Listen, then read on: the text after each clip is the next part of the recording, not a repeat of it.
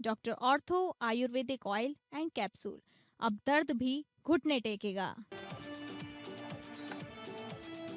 झारखंड विधानसभा परिसर में स्वैच्छिक रक्तदान शिविर का आयोजन।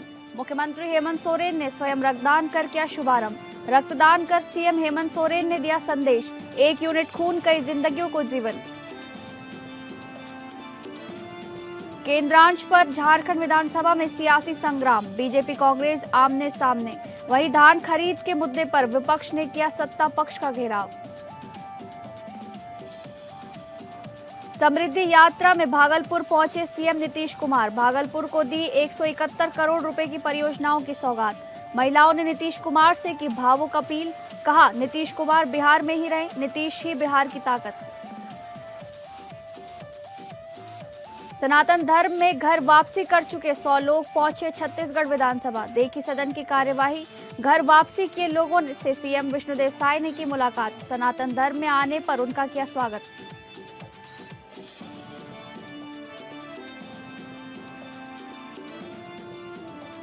नमस्कार, आप सभी का स्वागत है स्टेट लाइव में। मैं हूं आपके साथ शालिनी राणा। शुरुआत करेंगे स्टेट लाइव की झारखंड की खबरों से। झारखंड विधानसभा परिसर स्थित विधानसभा औषधालय में आज स्वैच्छिक रक्तदान शिविर का आयोजन किया गया। इस अवसर पर मुख्यमंत्री हेमंत सोरेन ने स्वयं रक्तदान करते हुए शिविर का शुभारंभ किया, जहां स्वैच्छिक रक्तदान शिविर का आयोजन किया गया। इस खास मौके पर मुख्यमंत्री ने स्वयं रक्तदान कर कार्यक्रम का शुभारंभ किया और समाज को एक मजबूत संदेश दिया। मुख्यमंत्री ने कहा कि रक्तदान एक ऐसा महान कार्य है जो सीधे किसी की जिंदगी बचाने से जुड़ा है। उन्होंने इसे सबसे बड़ा मानवीय दान बताते हुए सभी जनप्रतिनिधियों, अधिकारियों और कर्मचारियों से अपील की कि वे इस पुनीत कार्य में बढ़ चढ़कर हिस्सा लें। उन्होंने आगे कहा कि अगर समाज का हर व्यक्ति नियमित रूप से रक्तदान करने की आदत डाल ले तो देश में खून की कमी से किसी की जान नहीं जाएगी। इस अवसर पर विधानसभा अध्यक्ष रविंद्र नाथ महतो, मंत्रीगण, विधायकगण तथा विधानसभा के अधिकारी एवं कर्मचारी उपस्थित रहे और उत्साहपूर्वक रक्तदान किया। सभी ने उत्साह के साथ रक्तदान कर इस जन सेवा अभियान को मजबूती दी।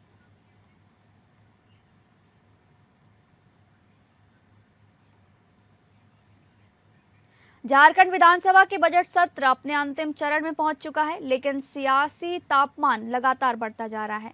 आज भी सदन के भीतर और बाहर सत्ता पक्ष और विपक्ष के बीच तीखी जुबानी जंग देखने को मिली। केंद्रांश की कमी, नल जल योजना और मैया सम्मान योजना जैसे अहम मुद्दों को लेकर बीजेपी और कांग्रेस के विधायक आमने सामने आ गए। विपक्ष ने सरकार पर आरोप लगाया कि सदन में सवालों के जवाब सिर्फ औपचारिकता निभाने के लिए दिए जा रहे हैं, जबकि जमीनी हकीकत कुछ और ही है। सदन परिसर में बीजेपी विधायक रागिनी सिंह और उज्जवल दास ने सरकार पर जमकर निशाना साधा। दोनों विधायकों ने केंद्रांश के मुद्दे पर सरकार को घेरते हुए कहा कि विकास योजनाएं प्रभावित हो रही हैं और जनता को उसका खामियाजा भुगतना पड़ रहा है। वहीं कांग्रेस विधायक नमन विक्सल कोंगाड़ी ने बीजेपी पर पलटवार करते हुए कहा कि विपक्ष सिर्फ राजनीतिक लाभ के लिए मुद्दों को तूल दे रहा है।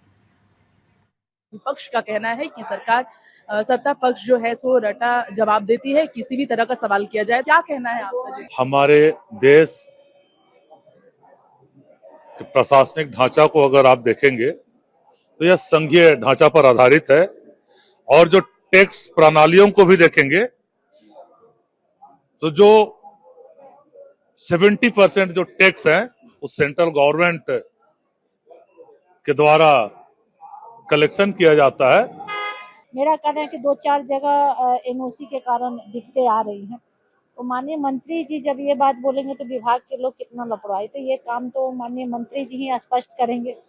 केंद्र का है, कहीं जो रोड जो एनएच का रोड है, तो ये सब चीज़ें मिलाकर माननीय मंत्री जी कुछ अपना बात को रखे और बोले कि जैसे सदन खत्म होता है उसके बाद हम लोग एक कमेटी बनाकर और मतलब हाँ, जिस तरह से वो बातें किए और जिस तरह से मेरा आंसर आया था उसमें हम कुछ संतुष्ट भी थे, लेकिन हम इतना संतुष्ट तभी होंगे कि जब मेरा काम पूरा तरह से धरातल पर उतर जाए, क्योंकि ये काम बहुत लंबा समय से चल रहा है। हम लोगों ने सवाल बहुत किए, जवाब भी मिला है, और जवाब वही सरकार का पुराना राग।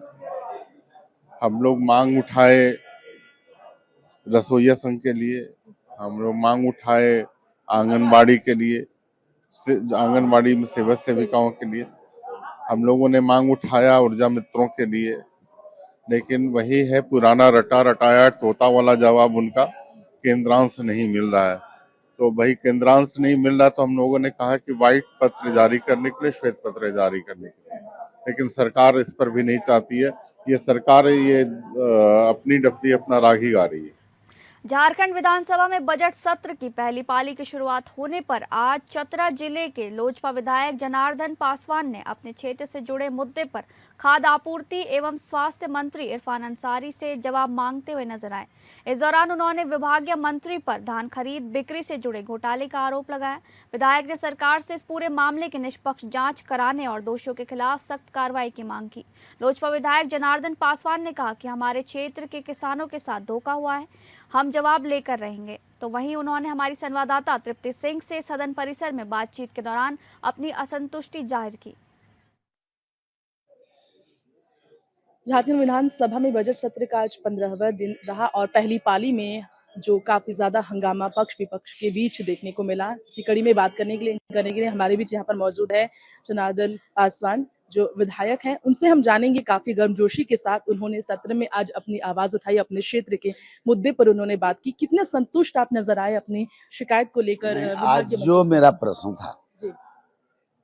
वो जनता से जुड़ा हुआ प्रश्न, किसानों से जुड़ा हुआ प्रश्न था और उस प्रश्न के मैंने सीधा सवाल किया। हमारा प्रश्न था कि रामपुर पैक्स के जो पैक्स अध्यक्ष हैं सोनी गुप्ता जी, उनके द्वारा जो धान खरीद किया जा रहा है, सरकारी जो धान क्रय केंद्र खुला है उसमें बाहर से धान खरीद करके लोग बेच रहा है। और जिन लोगों के नाम पर तो डायरेक्ट तो बेच नहीं सकता है, किसी न किसी का आईडी देगा। आईडी किसका बना रहा है? जिसका 1 डिसमिल जमीन नहीं है, अब वो जमीन धान के। बहुत बहुत शुक्रिया। तो आपने सुना यहाँ पर चतरा विधायक हमारे बीच नजर आए जो काफी ज्यादा नाराज नजर आए विभागीय मंत्री से। स्वास्थ्य मंत्री इरफान अंसारी जो खाद्य आपूर्ति मंत्री भी है, उनसे उन्होंने सवाल किया था। सत्र में पहली बारी की शुरुआत हुई थी और उन्होंने ये साफ कहा कि वो जवाब से संतुष्ट नहीं है और साथ ही उनकी नाराजगी साफ नजर आई। जो किसान से जुड़े मुद्दे, यहाँ पर धान को लेकर मुद्दा उठाते नजर आए। फिलहाल अब देखना ये होगा कि क्या होता है दूसरी पाली में और इस सत्र में क्या उन्हें संतोष मिलता है जवाब से। फिलहाल हमारे सहयोगी दीपक के साथ एपीएन न्यूज से मैं तृप्ति राम जी से नमस्कार। बोकारो के चास नगर निगम में आज शपथ ग्रहण समारोह के साथ नई सरकार की औपचारिक शुरुआत हो गई है। नवनिर्वाचित मेयर भोलू पासवान और 35 वार्ड परिषदों को उपायुक्त अजय नाथ झा ने पद एवं गोपनीयता की शपथ दिलाई। इस दौरान एसपी, नगर आयुक्त और नगर निगम के कई अधिकारी भी वहां पर मौजूद रहे। नगर निगम कार्यालय के सभागार में आयोजित इस समारोह में जनप्रतिनिधियों और अधिकारियों की मौजूदगी ने माहौल को गरिमामय बना दिया। भोलू पासवान ने लगातार दूसरी बार मेयर पद की शपथ लेकर अपनी लोकप्रियता और राजनीतिक मजबूती को संकेत दिया है। शपथ लेने के बाद मेयर ने साफ कहा कि नगर निगम के विकास के लिए सभी 35 पार्षदों के साथ मिलकर काम किया जाएगा। उन्होंने शहरवासियों को स्वच्छ पेयजल, बेहतर सफाई व्यवस्था और जरूरी नागरिक सुविधाएं उपलब्ध कराना अपनी प्राथमिकता बताया। चास नगर निगम में नई टीम ने विकास और पारदर्शिता का संकल्प लिया है। अब शहर की जनता को इस नई सरकार से बेहतर काम और बदलाव की उम्मीद है।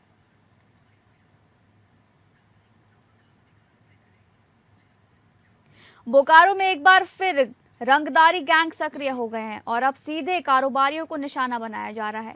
ताजा मामला, एक व्यापारी से 5 करोड़ रुपए की रंगदारी मांगी गई है, वो भी व्हाट्सएप कॉल के जरिए, और पैसे नहीं देने पर पूरे परिवार को उड़ाने की धमकी दी गई है। मां महर स्टील के प्रोपराइटर को व्हाट्सएप कॉल के जरिए 5 करोड़ रुपए की रंगदारी की मांग की गई है। फोन करने वाले ने खुद को गैंग का सदस्य बताते हुए साफ शब्दों में धमकी दी कि अगर रकम नहीं दी गई तो प्रोपराइटर और परिवार को जान से मार दिया जाएगा। ये धमकी उस वक्त मिली जब प्रोपराइटर दिल्ली से फ्लाइट पकड़कर रांची आने वाले थे। इस कॉल ने उन्हें और उनके परिवार को दहशत में डाल दिया। रंगदारी मांगने वाले ने अपना नाम प्रकाश शुक्ला बताया और कहा कि वो अपने बॉस के कहने पर ये कॉल कर रहा है। इस घटना के बाद रितेश सिंह ने बोकारो स्टील सिटी थाने में लिखित शिकायत दर्ज कराई है और प्रशासन से सुरक्षा की गुहार लगाई है। इस पूरे मामले में पुलिस ने अभी तक खुलकर कुछ भी कहने से बच रही है। इस इलाके के कारोबारियों में डर और चिंता का माहौल बना हुआ है।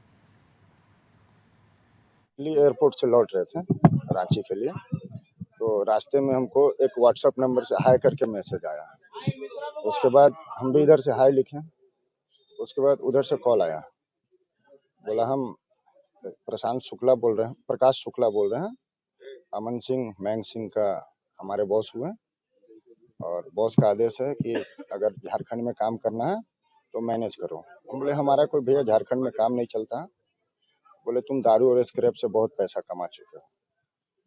फिर बोले कि फोन करेंगे तो फोन उठाना।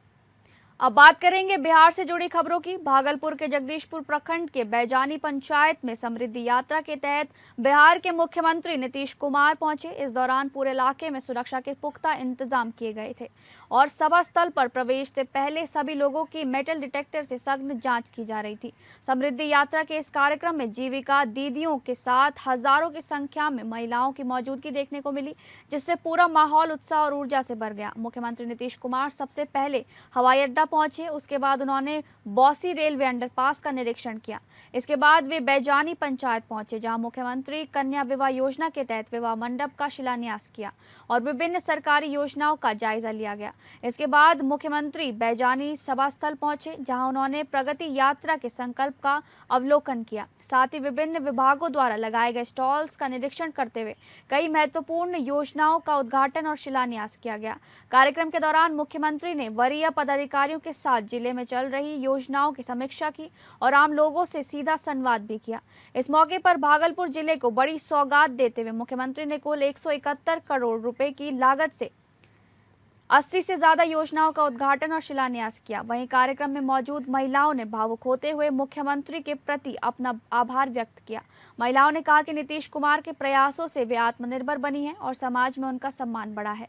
साथ ही मुख्यमंत्री के संभावित दिल्ली जाने के सवाल पर महिलाओं ने एकजुट होकर कहा कि वे नहीं चाहती कि नीतीश कुमार बिहार छोड़कर दिल्ली जाएं। उनका मानना है कि मुख्यमंत्री के नेतृत्व में ही बिहार का विकास संभव है और उनके जाने से राज्य की तरक्की प्रभावित हो सकती है। फिलहाल भागलपुर में समृद्धि यात्रा के जरिए विकास की नई तस्वीर देखने को मिली है, जहां योजनाओं की सौगात के साथ जनता का विश्वास भी मुख्यमंत्री के साथ मजबूती से खड़ा नजर आया।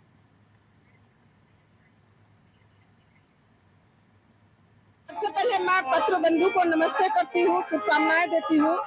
आज हमारे माननीय मुख्यमंत्री जी नीतीश कुमार जी का ये अंतिम कहिए विदाई, हम लोग बहुत दुखित हैं।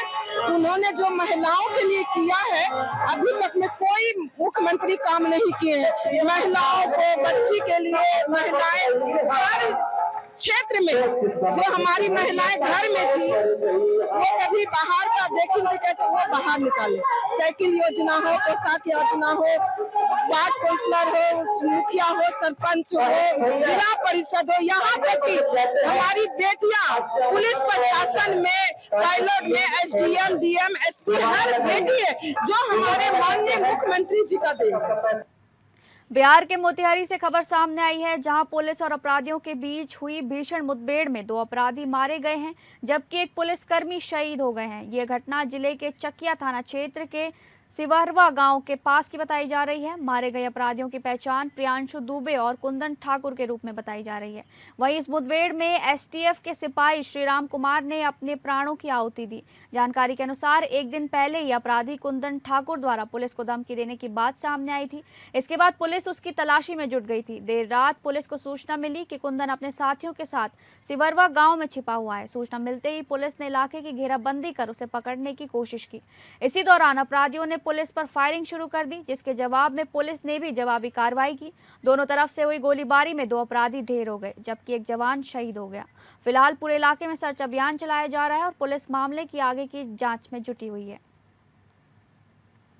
खबरों में आगे बढ़ेंगे। अब बात करेंगे छत्तीसगढ़ से जुड़ी खबरों की। छत्तीसगढ़ के मुख्यमंत्री विष्णुदेव साय राजधानी रायपुर में स्थित जगन्नाथ मंदिर पहुंचे, जहां उन्होंने भगवान जगन्नाथ की महाआरती में हिस्सा लिया।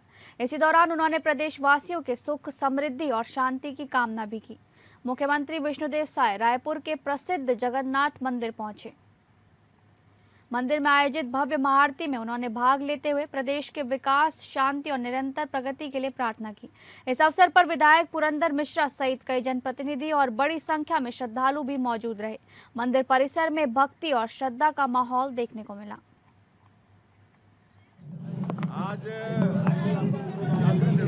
जगन्नाथ स्वामी बलभद्र महाराज और सुभद्रा माता का पूजन अर्चन किए हैं और छत्तीसगढ़ की खुशहाली की उनसे कामना किए हैं। और आज हमारे रायपुर उत्तर के विधायक श्री पुरंदर मिश्रा जी के नाती आकृत देवता का जनेऊ संस्कार भी है, तो उस समारोह में भी शामिल होने का सौभाग्य मिला।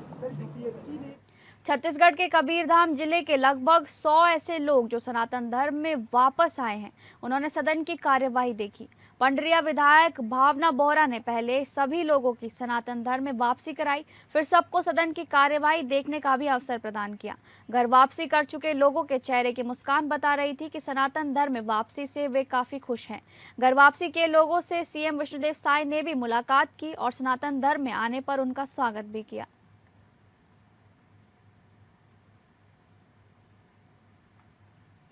हमारे छत्तीसगढ़ के रहने वाले हैं और जिस तरीके से हमारे आदरणीय विष्णुदेव साय जी की हमारे सरकार की जो योजनाएं हैं, चाहे मोदी जी की योजनाओं की बात करो, इन सब को भी वनांचल क्षेत्र के लोगों को भी विशेष तौर पे बहुत सारी योजनाओं का लाभ मिल रहा है। तो इन्हें जानना समझना देखना ज़रूरी था कि कहाँ हमारा विधानसभा है, हमारे मुख्यमंत्री जी कैसे हैं, उनके साथ एक फ़ोटो जो यादगार एक पल इनका आज रहा। तो बहुत अच्छा लग रहा है कि उन्होंने आकर आज हमारे विधानसभा सत्र की कार्यवाही देखी है और मुझे खुशी है कि जो मुख्य धारा में जोड़ने की बात आज हम करते हैं लोगों को, तो एक पहल यहाँ आप देख रहे हैं उसकी शुरुआत आज हुई है। छत्तीसगढ़ की राजधानी रायपुर से लगे नगरपालिका मंदिर हसौद में आज लोगों का गुस्सा सड़कों पर फूट पड़ा। सीएमएचओ के खिलाफ नाराज ग्रामीणों ने नगरपालिका के मुख्य गेट पर ताला जड़ दिया और एक दिवसीय तालाबंदी कर धरना प्रदर्शन किया। लोगों का आरोप है कि वार्डों की समस्याओं को लेकर कई बार शिकायतें की गई, लेकिन जिम्मेदार अधिकारी लगातार अनदेखी कर रहे हैं, जिससे अब जनता आक्रोशित हो गई है। नगरपालिका मंदिर हसौद के वार्डों में बुनियादी सुविधाओं की हालत बद से बदतर हो चुकी है। सबसे ज्यादा नाराजगी पालिका के सामने बने सार्वजनिक शौचालय को लेकर है, जिसकी हालत इतनी खराब है कि वहां जाना भी मुश्किल हो गया है। चारों तरफ गंदगी फैली हुई है, लेकिन जिम्मेदार अधिकारियों की नजर इस पर नहीं पड़ रही। इन्हीं समस्याओं को लेकर बड़ी संख्या में महिलाएं, पुरुष और युवा धरने में शामिल हुए। महिलाओं ने तख्तियां लेकर सीएमएचओ के खिलाफ नारेबाजी की और उन्हें हटाने की मांग भी की। प्रदर्शन कर रहे ग्रामीणों ने साफ शब्दों में प्रशासन को चेतावनी दी है कि अगर जल्द ही उनकी समस्याओं का समाधान नहीं किया गया तो आंदोलन और तेज किया जाएगा। ग्रामीणों का कहना है कि वे अब चुप बैठने वाले नहीं हैं और जरूरत पड़ने पर सड़क की लड़ाई भी लड़ेंगे। अब बात करेंगे महाराष्ट्र से जुड़ी खबरों की। कल्याण डोंबिवली महानगर पालिका की राजनीति में बड़ा सियासी भूचाल देखने को मिला है। ठाकरे गुट ने अनुशासनात्मक कार्रवाई करते हुए नगर सेवक मधुर महात्रे को पार्टी से निष्कासित कर दिया है। वहीं इस कार्रवाई के पीछे के कुछ ही घंटों के भीतर मधुर महात्रे ने उप मुख्यमंत्री एकनाथ शिंदे की मौजूदगी में शिवसेना के शिंदे गुट में आधिकारिक रूप से प्रवेश कर लिया, जिससे राजनीतिक हलचल तेज हो गई है। बताया जा रहा है कि महानगर पालिका में ठाकरे गुट के 11 नगर सेवक चुने गए थे, लेकिन हाल ही के दिनों में 4 नगर सेवक संपर्क से बाहर थे, जिससे अस्थिरता की स्थिति बनी हुई थी। पार्टी द्वारा कारण बताओ नोटिस जारी किए जाने के बाद संतोषजनक जवाब न मिलने पर मधुर महात्रे को निष्कासित कर दिया गया। हालांकि अन्य 3 नगर सेवकों ने बाद में सामने आकर ठाकरे गुट के प्रति अपनी निष्ठा दोहराई है। इस घटनाक्रम के बाद अब सत्ता समीकरण पर बड़ा असर पड़ने की संभावना जताई जा रही है। वहीं ठाकरे गुट के नेताओं ने मधुर महात्रे को अयोग्य घोषित करने के लिए विभागीय आयुक्त के पास शिकायत भी दर्ज कराई है। यदि उनका नगर सेवक पद रद्द होता है तो संबंधित क्षेत्र में उपचुनाव की स्थिति बन सकती है, जिससे राजनीतिक सरगर्मी और बढ़ने के आसार हैं। कल्याण पूर्व से एक बेहद चौंकाने वाली घटना सामने आई है, जहां साइबर ब्लैकमेलिंग से परेशान एक फार्मा कंपनी के वरिष्ठ कर्मचारी ने आत्महत्या कर ली। जानकारी के अनुसार मृतक पिछले कई महीनों से साइबर अपराधियों द्वारा ब्लैकमेलिंग का शिकार हो रहा था, जिससे वो मानसिक रूप से बेहद तनाव में था। आरोप है कि अपराधियों ने उसके मॉर्फ किए गए अश्लील फोटो वायरल करने की धमकी देकर उससे लगातार पैसे वसूले। बताया जा रहा है कि मृतक अशिक्षित उच्च शिक्षित था और कानून की पढ़ाई भी कर रहा था, लेकिन इसके बावजूद वो इस साइबर जाल में खुद को नहीं बचा सका। घटना के बाद कोलशेवाड़ी पुलिस स्टेशन में आकस्मिक मृत्यु का मामला दर्ज किया गया है। पुलिस पूरे मामले की जांच में जुटी हुई है और साइबर अपराधियों की तलाश की जा रही है। इस घटना ने एक बार फिर साइबर अपराधियों के बढ़ते खतरे को उजागर कर दिया है।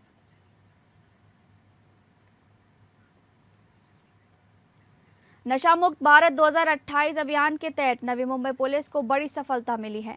अमली पदार्थ विरोधी कक्ष की टीम ने कार्रवाई करते हुए पुणे जिले से 3 ड्रग तस्करों को गिरफ्तार किया है। इस दौरान पुलिस ने करीब 6 करोड़ रुपए का मादक पदार्थ और अन्य सामान जब्त किया है। ये पूरी कार्रवाई पुलिस आयुक्त मिलिंद भारंबे के मार्गदर्शन में की गई। जानकारी के अनुसार तलोजा पुलिस स्टेशन में दर्ज मामले की जाँच के दौरान खुलासा हुआ कि पंजाब के आरोपी ट्रकों के माध्यम से नवी मुंबई, मुंबई और पुणे में हेरोइन की तस्करी कर रहे थे। पुलिस ने नासिक से ट्रक का पीछा करते हुए पुणे जिले के चाकण MIDC क्षेत्र में घेराबंदी कर आरोपियों को पकड़ लिया। गिरफ्तार आरोपियों में बलजीत सिंह, गुरप्रताप सिंह और करमजीत सिंह शामिल हैं, जो अमृतसर पंजाब के निवासी बताए जा रहे हैं। पुलिस ने आरोपियों के पास से उच्च गुणवत्ता की हेरोइन, एक ग्लॉक पिस्टल, कारतूस, ट्रेलर, मोबाइल फोन और अन्य उपकरण बरामद किए हैं। प्रारंभिक जांच में ये भी सामने आया है कि पाकिस्तान से ड्रोन के जरिए पंजाब सीमा पर ड्रग्स पहुंचाई जाती थी, जिसके बाद देश में के विभिन्न हिस्सों में सप्लाई किया जाता था। फिलहाल आरोपियों को न्यायालय में पेश कर पुलिस हिरासत में भेज दिया गया है और मामले की विस्तृत जाँच की जा रही है।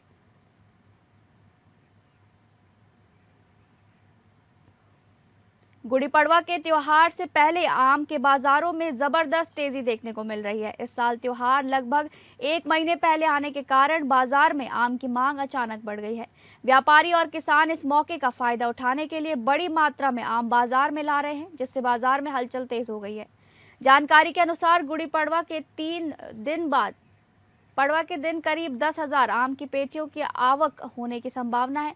फिलहाल आम की पेटियों की कीमत 2,000 से 8,000 रुपए के बीच चल रही है। मौसम में बदलाव और ठंड के कारण इस बार आम का उत्पादन कम हुआ है, जिससे सप्लाई सीमित और मांग अधिक हो गई है। यही वजह है कि आम के दामों में तेजी बनी हुई है और आने वाले दिनों में भी कीमतें ऊंची रहने की संभावना जताई जा रही है। जानकारों का मानना है कि गुड़ी पड़वा के मौके पर बड़ी मांग के चलते किसानों और व्यापारियों को इस बार अच्छा मुनाफा मिल सकता है।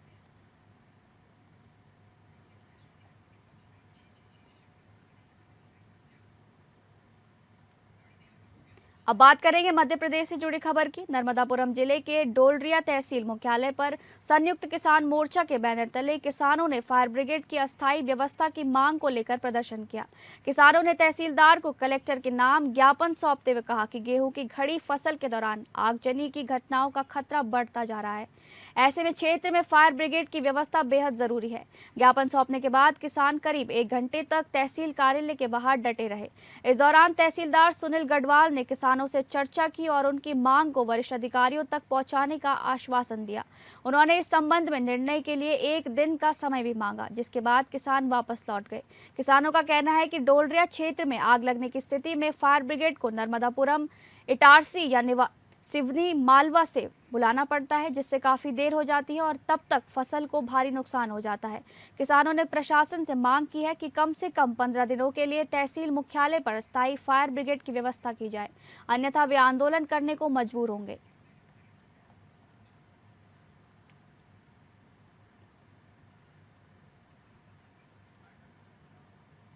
फिलहाल स्टेट लाइव में बस इतना ही। नमस्कार।